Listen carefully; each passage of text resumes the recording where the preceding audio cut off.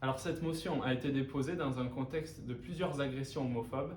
La première, ça a été le 12 juin dernier au cours de la marche, la manifestation des fiertés, où il y a eu un certain nombre d'actes homophobes. Et puis là, récemment aussi, l'exposition Pourquoi je marche a été vandalisée juste devant le département.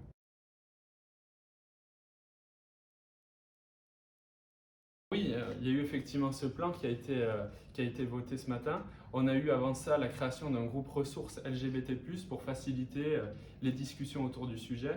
Et puis aussi une double labellisation AFNOR, à la fois diversité, égalité professionnelle, pour aller dans ce sens-là.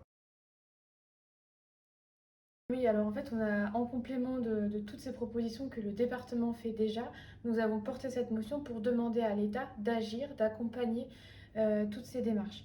Donc déjà, il y a renforcer la sécurité des marches de fierté, de tous les événements LGBT pour qu'il y ait beaucoup plus, ce soit beaucoup plus sécure de pouvoir faire ces manifestations.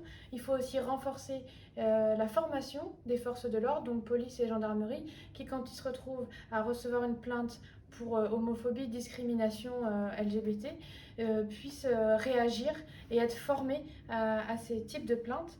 Et également, il faut garantir une sécurité pour les migrants qui viennent en France avec des problématiques de discrimination LGBT dans leur pays et que ce soit vraiment reconnu comme des demandeurs d'asile et qu'ils soient accueillis inconditionnellement. Une petite pensée pour nos aînés aussi, qui ont besoin d'être accompagnés.